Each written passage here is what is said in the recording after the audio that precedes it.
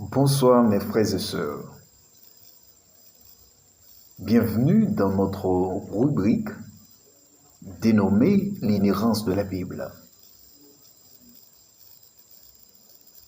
Alors, notre question de ce soir, est-ce que la Bible contient des erreurs? Alors, nous répondons à cette question. Nous sommes pour l'inhérence de la Bible. Cela veut dire, la Bible ne contient aucune erreur. La Bible ne contient aucune erreur. Alors, les soi-disant contradictions de la Bible, il faut admettre qu'il y a dans la Bible des textes difficiles à interpréter. Les soi-disant contradictions de la Bible est un sujet dont l'homme s'est occupé depuis toujours. Les uns veulent prouver les imperfections de ce livre et d'autres sont simplement peut-être troublés en lisant la Bible quant à des descriptions qui paraissent se contredire l'une l'autre.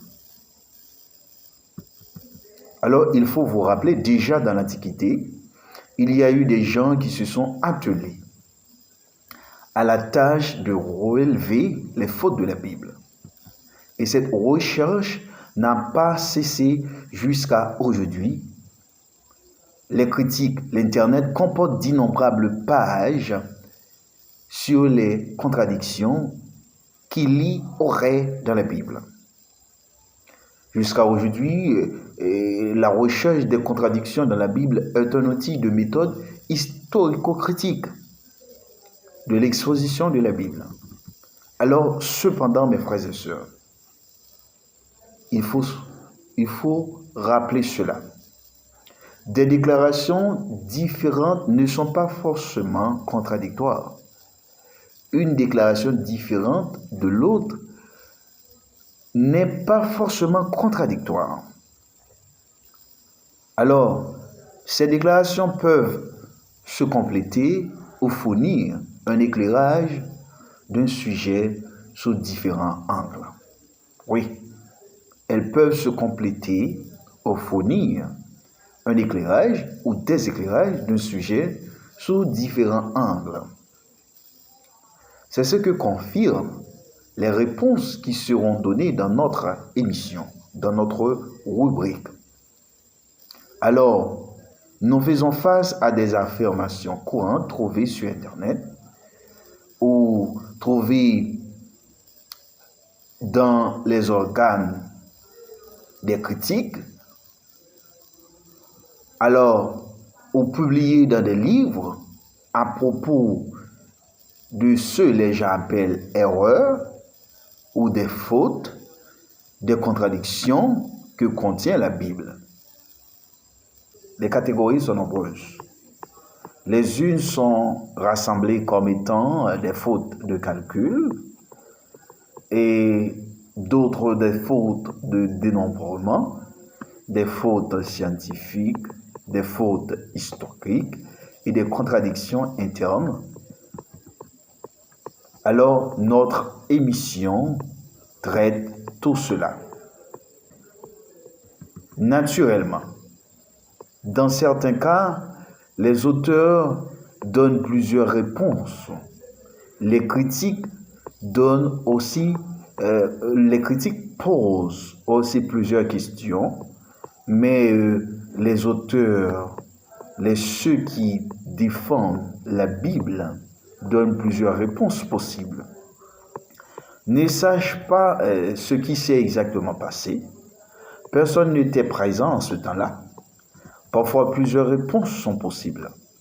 Mais il suffit d'une explication possible pour qu'en face d'une prétendue contradiction, on puisse affirmer qu'il n'y a pas forcément contradiction. Alors, pourquoi aujourd'hui ce sujet est-il si important qu'il faille en faire peut-être une émission?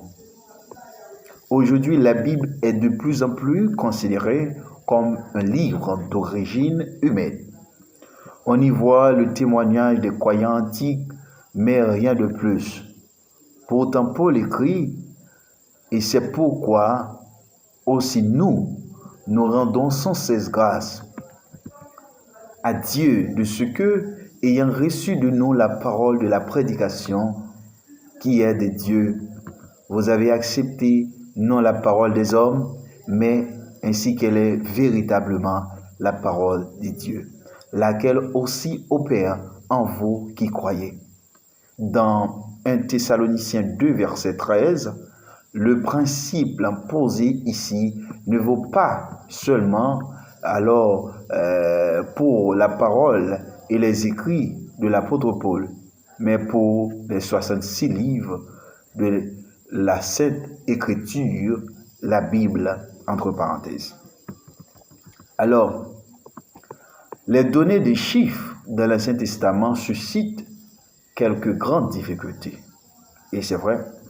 Cependant, beaucoup de ces difficultés ou toutes ces difficultés donc disparaissent quand on lit avec exactitude. Je le redis, je le répète encore. Cependant, beaucoup de ces difficultés ou toutes ces difficultés disparaissent quand on lit avec exactitude. C'est ainsi qu'en 1 Corinthiens chapitre 10 verset 8, il est dit que 23 000 Israélites moururent en un jour, tandis qu'en Nombre 25 verset 9, il est parlé de 24 000 personnes. Alors, ces deux textes paraissent effectivement contradictoires, mais si nous lisons avec précision, si nous lisons avec exactitude, nous allons voir qu'il n'y a pas vraiment de contradiction dans ces deux textes. Alors, lisons ces textes. Corinthiens 10, verset 8, nous lisons le texte. Ne nous livrons pas à l'inconduite sexuelle, comme certains d'entre eux s'y livrèrent. Il en tomba 23 000 en un seul jour. Nombre 25, verset 9. Les Israélites se livrèrent à l'idolâtrie. Le fléau avait fait 24 000 morts. Mes frères et sœurs, en ce qui a trait aux chiffres dans l'Ancien Testament, il suscite quelques grandes difficultés. Les données des chiffres de l'Ancien Testament suscitent quelques grandes difficultés. Cependant, beaucoup de toutes ces difficultés disparaissent quand on lit avec exactitude les textes bibliques. Alors, le problème de nos lecteurs aujourd'hui, c'est que nos lecteurs ne lisent pas avec exactitude les textes bibliques. Excusez.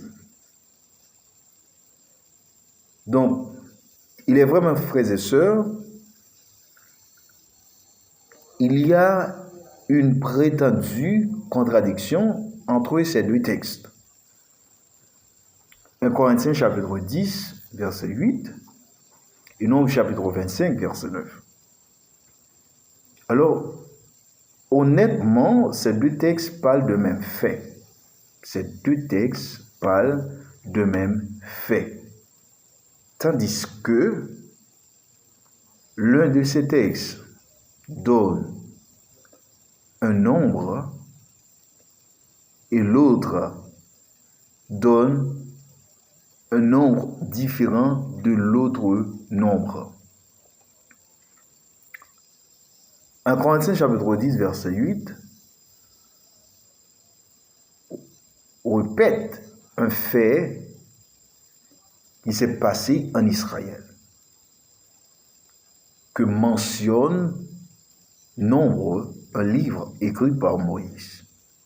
Alors, dans 1 Corinthiens chapitre 8, chapitre 10, verset 8, apôtre Paul écrit pour dire, et afin que nous ne nous laissions point aller à la fornication, comme quelques-uns d'entre eux s'y sont abandonnés, et il en est tombé en un seul jour 23 000.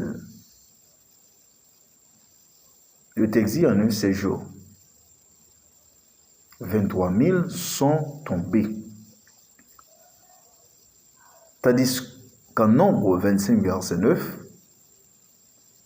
Moïse écrit, il y en eut 24 000 qui moururent de cette plaie. 24 000. Alors c'est clair, l'un de ces textes parle de 23 000 et l'autre parle de 24 000. Donc, la prétendue contradiction, comment résoudre donc cette perception de ces textes? Alors, nous pouvons rapidement résoudre cette prétendue contradiction. Alors, voyons. Alors, en tout, il y a eu 24 000 morts, mais ils ne moururent pas tous en un seul jour. Parce que l'apôtre Paul a précisé, il y a eu 24 000 morts en un seul jour, tandis qu'en Nombre, le texte dit, l'apôtre Paul a précisé qu'il y a eu 23 000 morts en un seul jour, tandis qu'en Nombre, le texte dit 24 000 morts de cette plaie. Donc, la totalité de personnes qui étaient mortes, c'était 24 000 morts. Donc, en total.